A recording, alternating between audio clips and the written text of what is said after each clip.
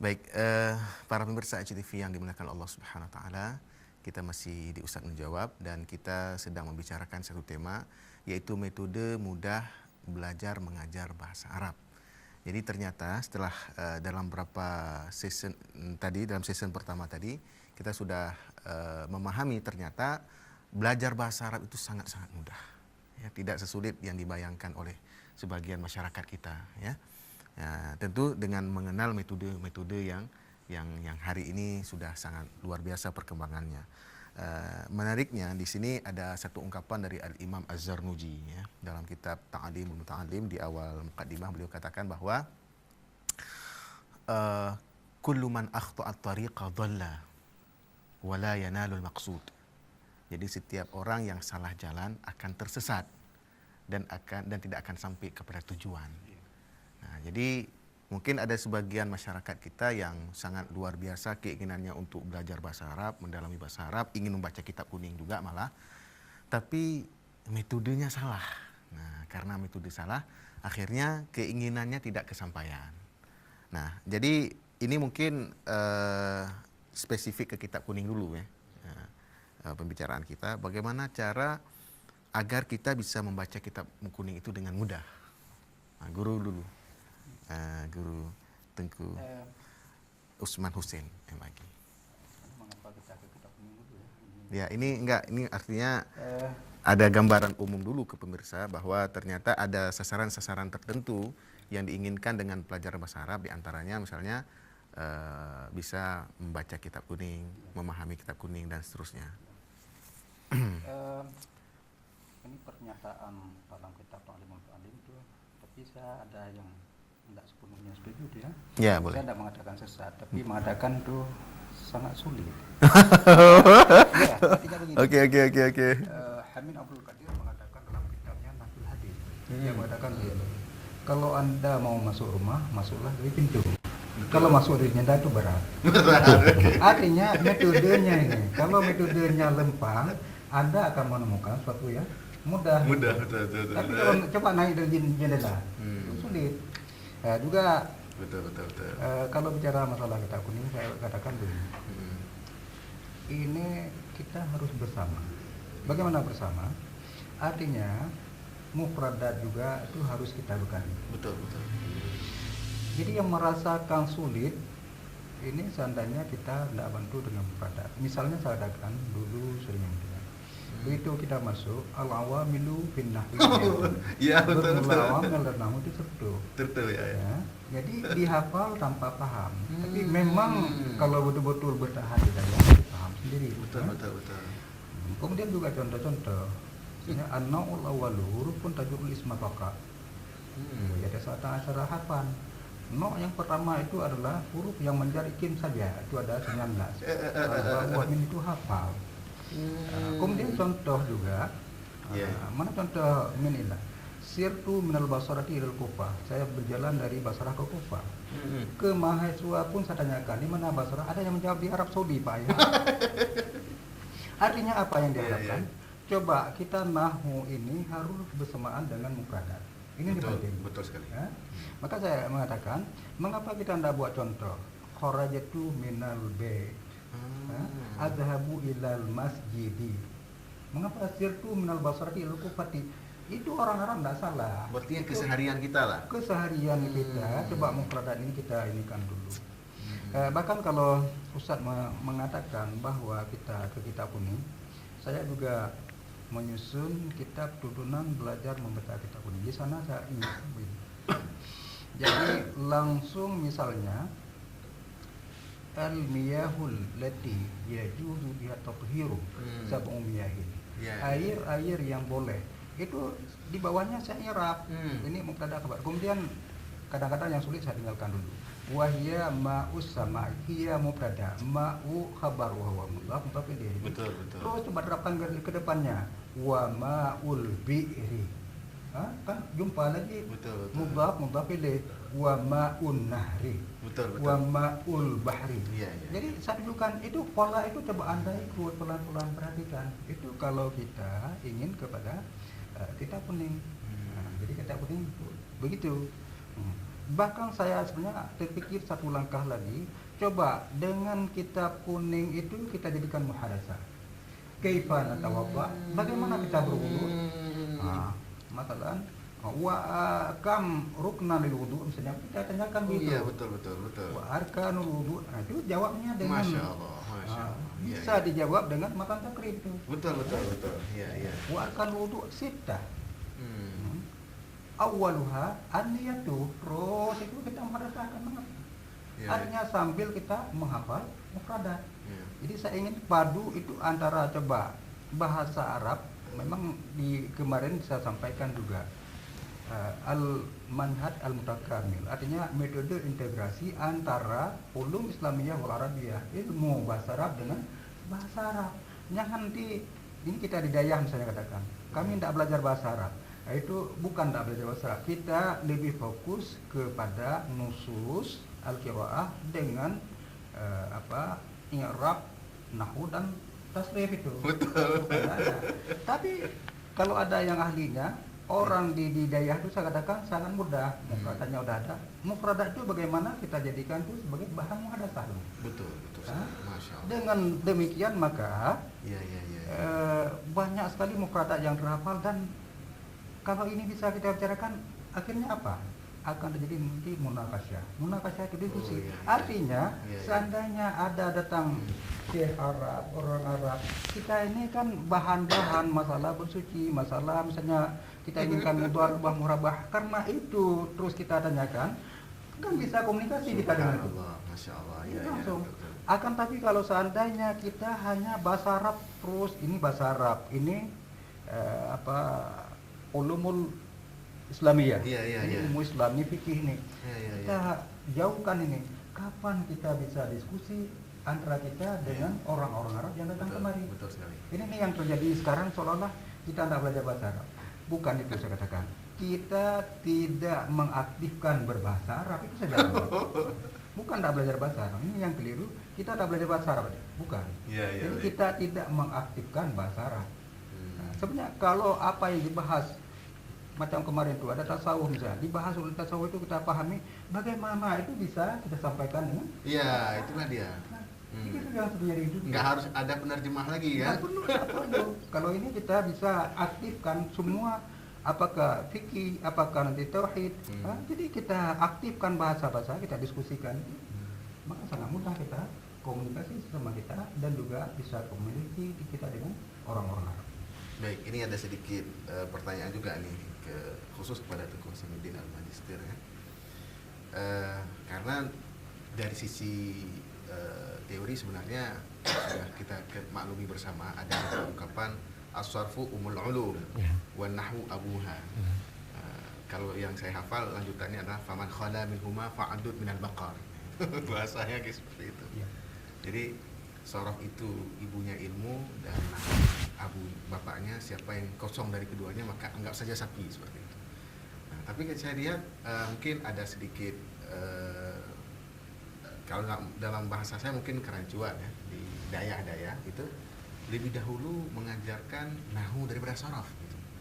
Nah, karena sebenarnya kalau kita lihat fa'il saja ya, fa'il itu kan ismun marfu'un yang didahului oleh fi'il yang ma'lum. Kalau naib fa'il kan didahului oleh fi'il yang majhul, seperti itu. Nah, jadi apapun ceritanya tetap harus dibicarakan fi'ilnya dulu. Itu kan bicara masalah tasrif kan, masalah saraf itu sebenarnya. Jadi kita bicara masalah nahwu, tapi sebenarnya harus diawali dengan saraf dulu.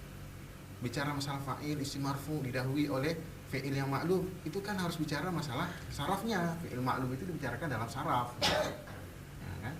Fi'il majhul dibicarakan dalam saraf. Nah, kira-kira apa pertimbangannya? Itu di pesantren lebih dahulu ilmu nahunya daripada saraf. Yang sejauh yang kajian Tengku Hasanuddin mungkin pertimbangannya apa? Kan sebenarnya lebih kompleks daripada saraf. Saraf itu kan lebih sederhana sebenarnya. Seperti itu kan. Saya rasa kalau nahu saraf itu memang seperti yang saya katakan tadi memang sangat penting. Keduanya itu sangat penting. Keduanya. Seperti diibaratkan saraf itu ibu, kemudian nahu itu bapak. Jadi keduanya itu harus saling ketergantungan. Betul. Nah, jadi keduanya saling ketergantungan. Kalau misalnya tidak ada saraf, artinya ada nahu sama juga nanti kan. Nah, sama juga. Jadi keduanya seperti maka diibaratkan di buku saya itu ada.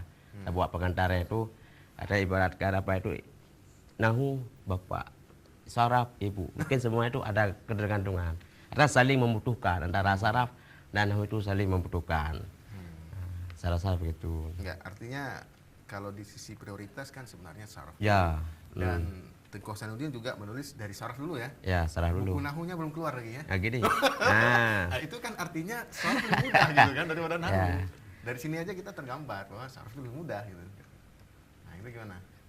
ini kalau saraf memang apa namanya itu memang sulit ya kan. Nah, makanya sulit ya. Kalau saraf itu kalau berusaha kan Lebih sulit gitu. nah, sulit. Mungkin ini kan pribadi saya. Oke. Nah, ya, makanya saya buat buku itu mungkin karena siapa namanya itu mungkin kadang-kala saya ambil contoh artinya saya tidak mengatakan buku apa kitab turas itu tidak apa itu metode penulisannya kurang baik, tidak.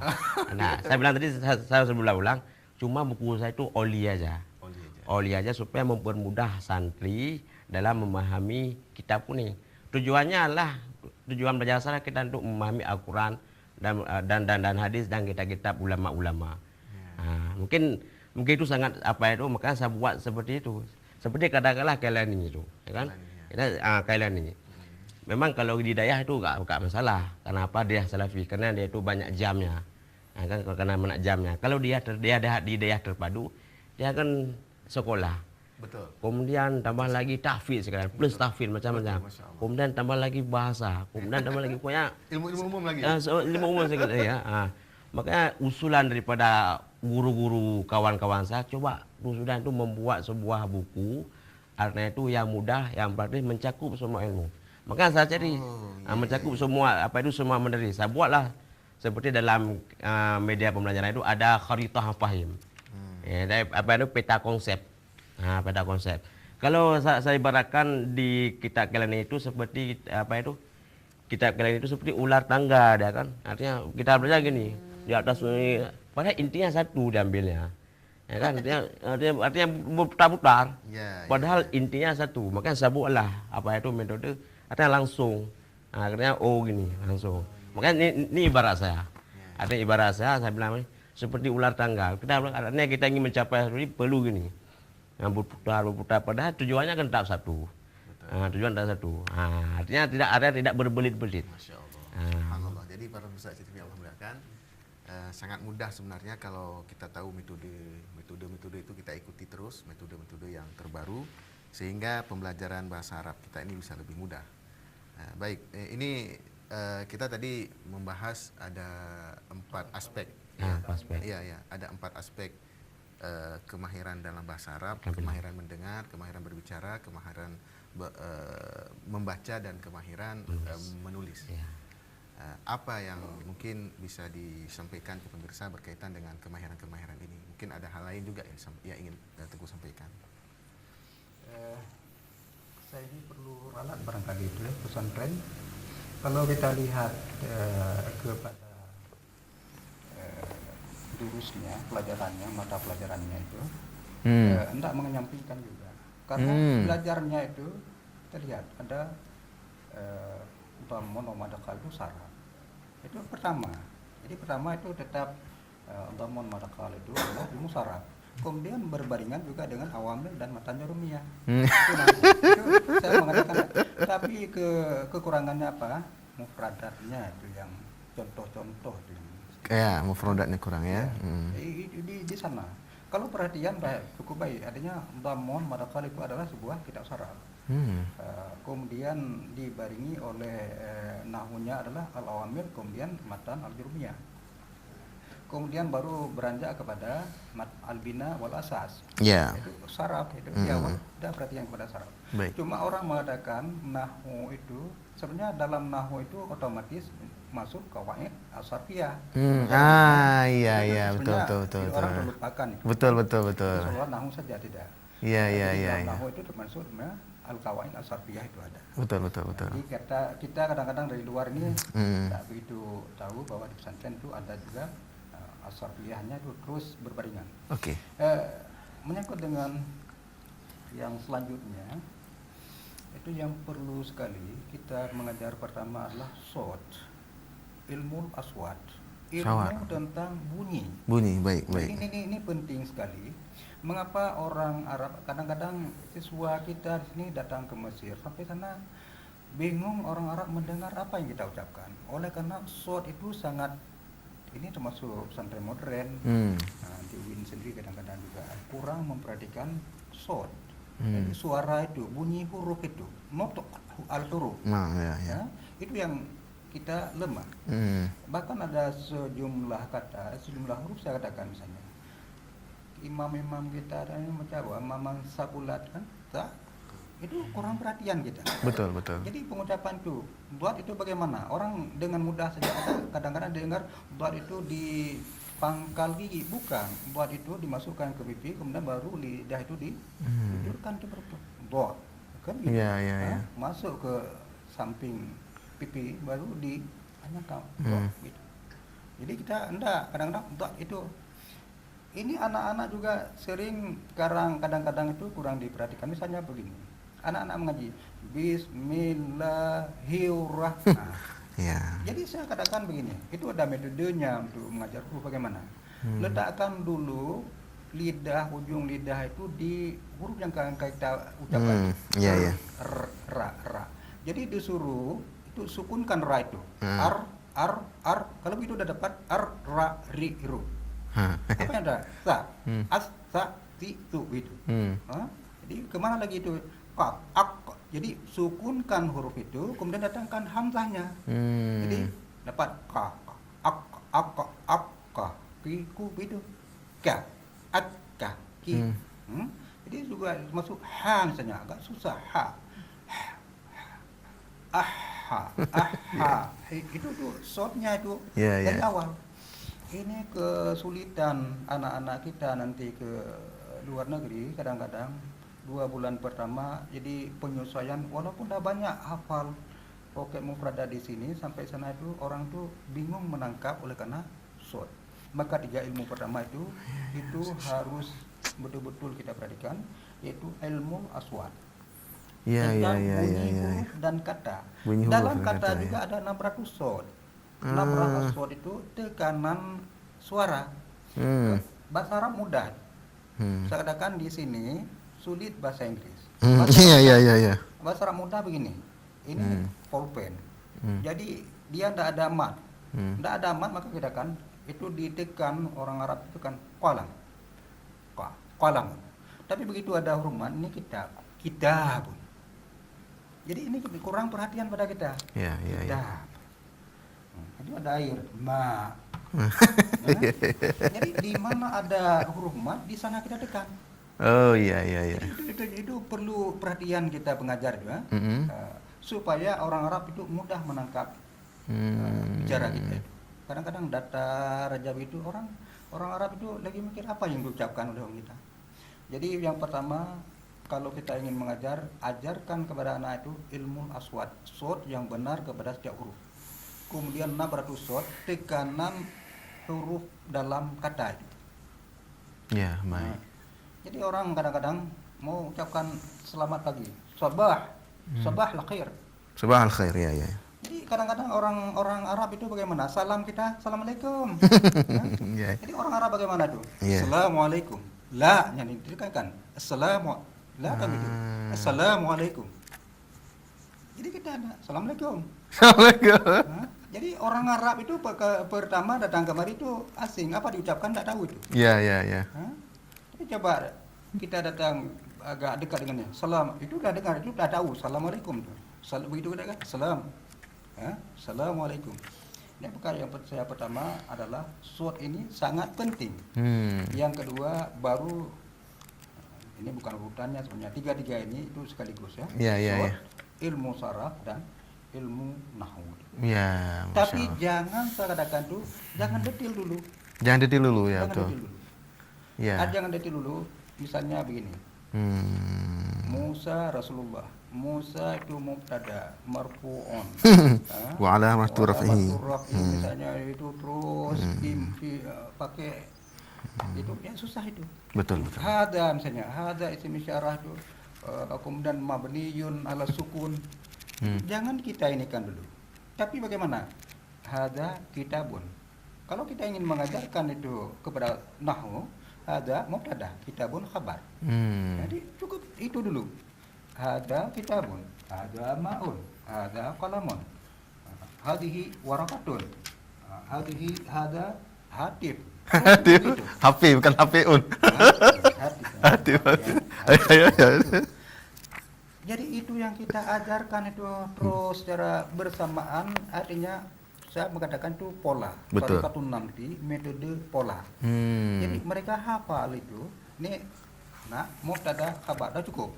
Ya, baik. Jadi jangan dulu kita ke lebih jauh, ada isim isyarah, mabni itu udah usah ke sana. Baik, baik para pemirsa ICTV Allah muliakan, kita akan lanjutkan setelah pesan-pesan berikut ini. Ya, satu sesi.